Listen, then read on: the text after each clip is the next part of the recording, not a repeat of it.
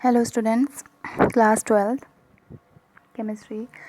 Last time पे हमारा 7 chapter P block elements complete हो गया था। नेक्स्ट है डी एंड एफ ब्लॉक है 8 चैप्टर, बट हम ले रहे हैं chapter number 9 coordination compound. These are the different type of the compound in comparison to ionic और कोवेलेंट बॉन्ड। आपने थ्री टाइप्स की बॉन्डिंग पढ़ी होंगी 11th में, covalent bonding, ionic bonding and coordinate bonding. Ionic bonding होती है transfer of electron और covalent bonding में शेयरिंग होती है इलेक्ट्रॉन्स की। बट कोऑर्डिनेट बॉन्ड में शेयरिंग भी नहीं होती, ट्रांसफ़र भी नहीं होता इलेक्ट्रॉन का, बट डोनेशन होता है। इलेक्ट्रॉन पेयर का डायरेक्टली डोनेशन किया जाता है। जो इलेक्ट्रॉन रिच स्पीशीज़ होती है वो इलेक्ट्रॉन डेफिशिएंट स्पीशीज़ को अपने इलेक्ट्रॉन डोनेट करती है। तो जो स्पीशीज डोनेट करेगी उसकी तरफ से एरो, डोनेट एक्सेप्ट करने वाले की तरफ एरो रखता है। ठीक है, तो इसे हम कोऑर्डिनेशन कंपाउंड और कोऑर्डिनेट बॉन्ड भी बोलते हैं। The coordination compound are molecular compound which are formed from the combination of 2 और मोर सिंपल स्टेबल कंपाउंड। अब कोऑर्डिनेशन कंपाउंड फॉर्म कैसे होते हैं? मॉलिक्यूलर कंपाउंड्स ही हैं सिंपली ये भी, बट ये फॉर्म होते हैं 2 और मोर सिंपल स्टेबल कंपाउंड को कंबाइंड किया जाता है एंड रिटेन देयर आइडेंटिटी, और अपनी आइडेंटिटी को भी वो बनाए रखते हैं, चाहे वो सॉलिड फेस में हो चाहे वो सॉल्यूशन स्टेट में हो। दोनों स्टेज में वो अपनी आइडेंटिटी को बनाए रखते हैं। ऐसा नहीं है कि उन्हें सॉल्यूशन में डालें तो वो अपनी आइडेंटिटी यानी कि वो आयन में ब्रेक हो जाते हैं, आयनिक फॉर्म में कन्वर्ट हो जाते हैं, ऐसा नहीं होता। तो coordination compound are molecular compound which are formed from the combination of 2 और मोर सिंपल स्टेबल कंपाउंड बोल सकते हैं, सॉल्ट बोल सकते हैं, and retain their identity in the solid as well as in the dissolve state और solution state. These compound containing, इन compound में, अब नाम है इनका कोऑर्डिनेशन कंपाउंड, तो इसी ये इन कंपाउंड्स में कोऑर्डिनेट बॉन्ड होंगे। These compound containing coordinate bond typically between, किसके बीच में? Central metal atom and a number of other atom और आयन और ग्रुप। मे बी जो अदर एटम है या अदर ग्रुप है वो एटम भी हो सकता है, आयन भी हो सकता है और कोई ग्रुप भी हो सकता है। तो कोऑर्डिनेट बॉन्ड डेवलप होगा सेंट्रल मेटल एटम और एक अदर ग्रुप के बीच में। यहाँ पर सेंट्रल मेटल एटम एक्सेप्ट करता है उस लोन पेयर इलेक्ट्रॉन को जो अदर ग्रुप या आयन की तरफ से आते हैं। तो यहाँ पे उस टर्म को, जो अदर ग्रुप हम बार बार बोल रहे हैं, उस अदर ग्रुप को नाम दिया गया है लिगेंड। ठीक है, लिगेंड होंगे कैसे? उनके पास लोन पेयर इलेक्ट्रॉन होंगे for the donation to the central metal atom. Central metal atom को डोनेट करने के लिए उनके पास लोन पेयर इलेक्ट्रॉन होंगे, उनको हमने नाम दे दिया लिगेंड। और सेंट्रल मेटल एटम अब कैसी होनी चाहिए? Central metal atom electron deficient species होनी चाहिए, यानी कि उसको इलेक्ट्रॉन की ज़रूरत होनी चाहिए, तभी वो लोन पेयर इलेक्ट्रॉन को इन लिगेंड से एक्सेप्ट कर पाएगा।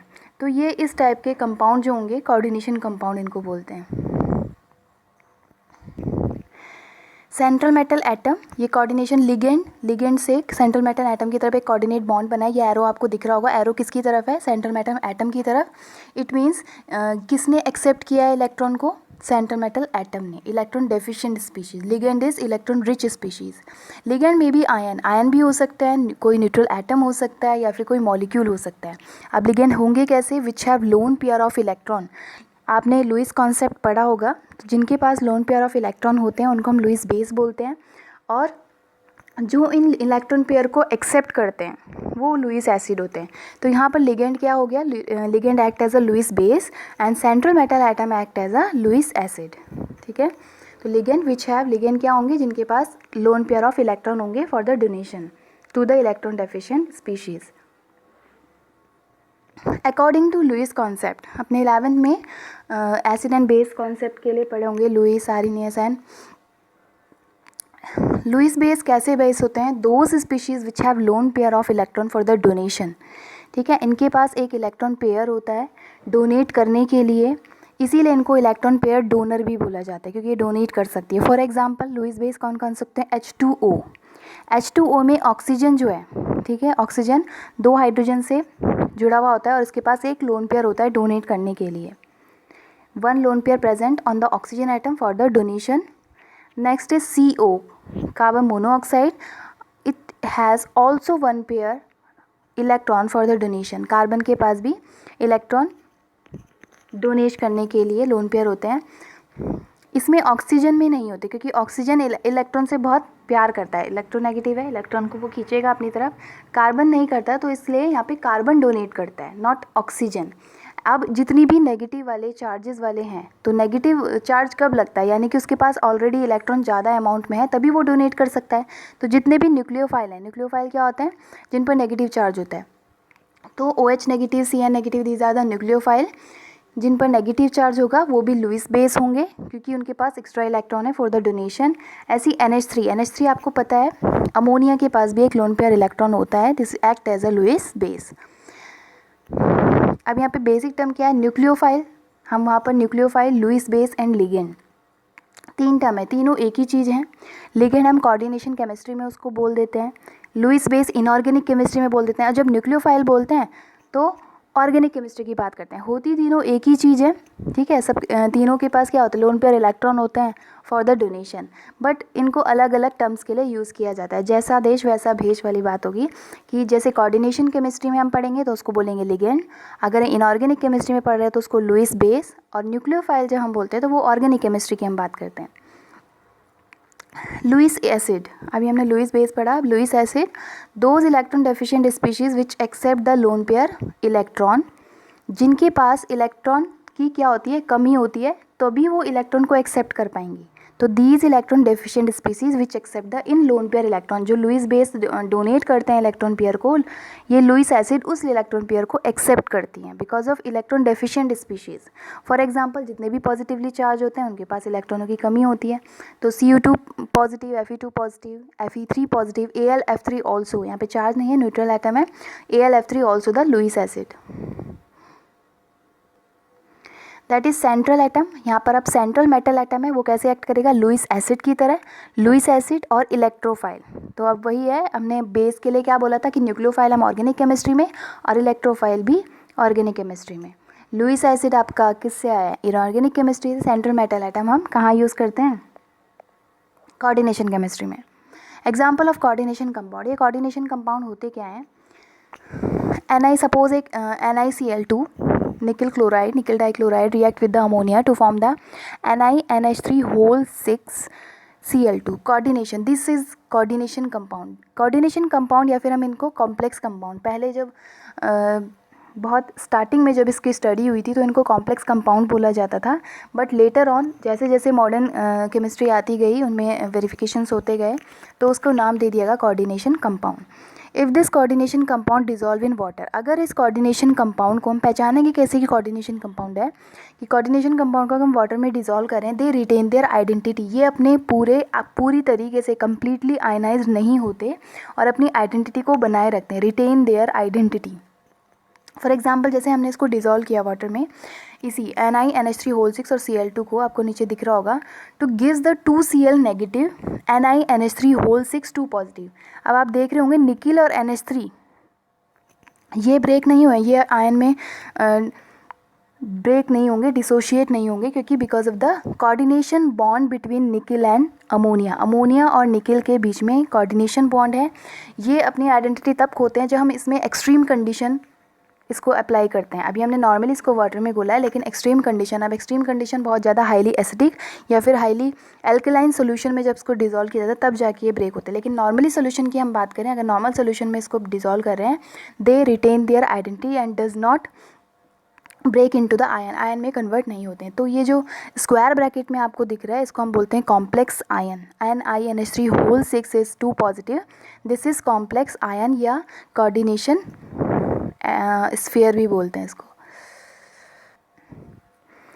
फॉर एग्जाम्पल, ये कोई कोऑर्डिनेशन कंपाउंड आपको स्टार्टिंग में दिख रहा होगा, CONH3 square bracket Cl3।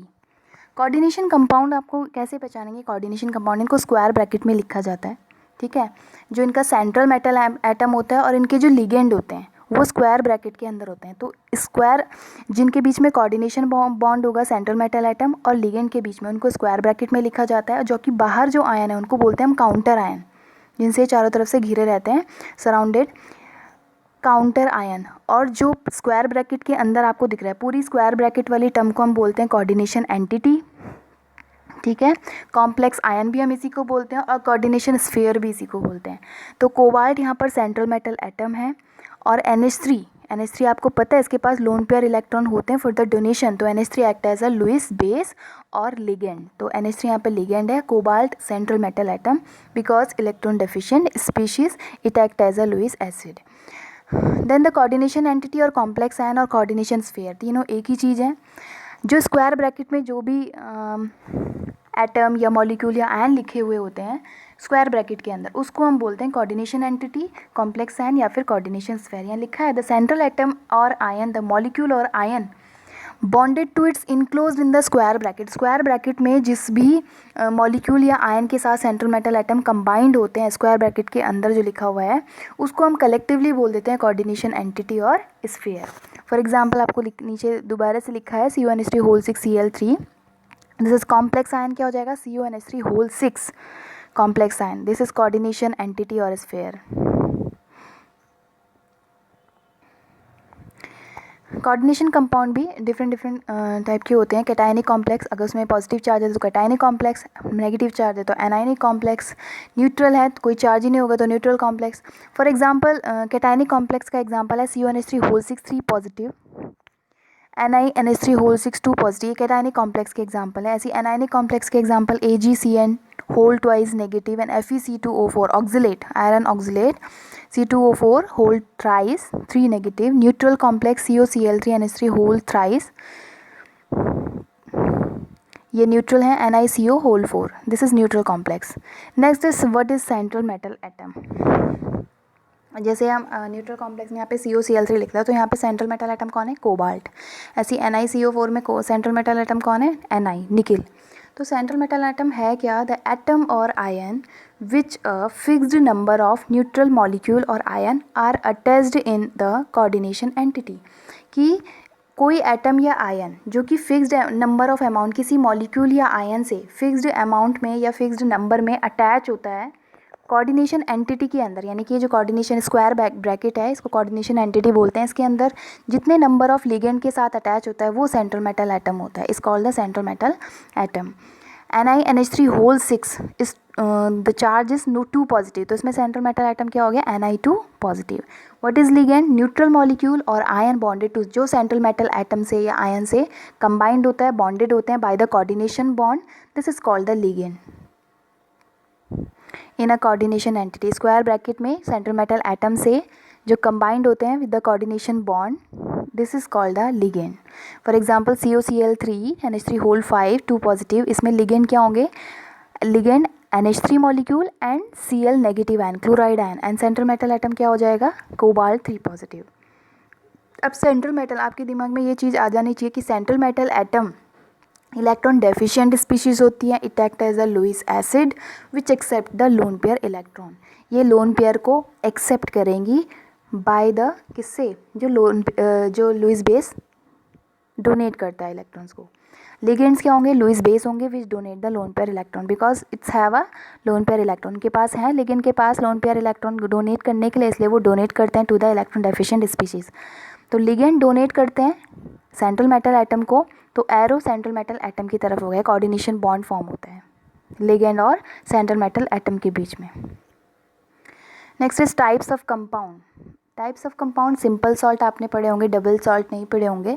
Simple salt, double salt को मिक्स सॉल्ट बोलते हैं, और कोऑर्डिनेशन सॉल्ट, 3 टर्म्स हैं यहाँ पे। तो सिंपल सॉल्ट कौन से होते हैं, सिंपल सॉल्ट जैसे कि आपका NaCl सॉल्ट, जो कॉमन सॉल्ट होता है NaCl, ऐसे सॉल्ट जिनको हम वाटर में अगर डिज़ोल्व करें इट डिसोसिएट कम्प्लीटली, वो अपने आयन में ब्रेक हो जाते हैं, ठीक है, आयनाइज हो जाते हैं।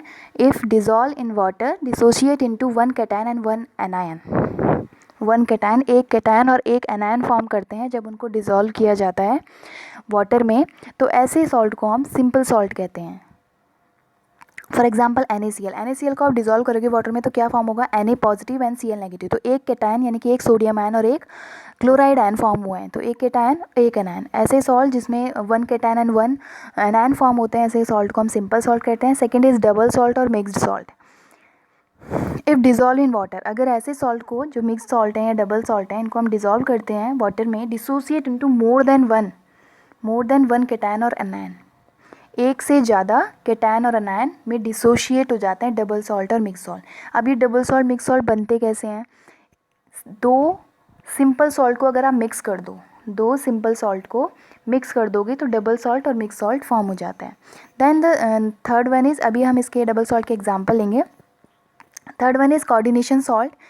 अगर हम इसको डिज़ोल्व करें, अभी आपको मैंने बताया था ये अपने आयन में ब्रेक नहीं होते हैं, completely not ionised. It dissolve in water, do not completely dissociate and retain their identity. आपने स्क्वायर ब्रैकेट वाली जो टर्म्स थी जिसे हम कोऑर्डिनेशन एंटिटी या कोऑर्डिनेशन स्फीयर बोल रहे थे, वो डिसोशिएट नहीं होता because of it coordination bond, उनके बीच में कोऑर्डिनेशन बॉन्ड है. रिटेन देयर आइडेंटिटी, अपनी आइडेंटिटी को बनाए रखते हैं वो in solid as well as in the aqueous state. Double salt के example, for example Mohr salt.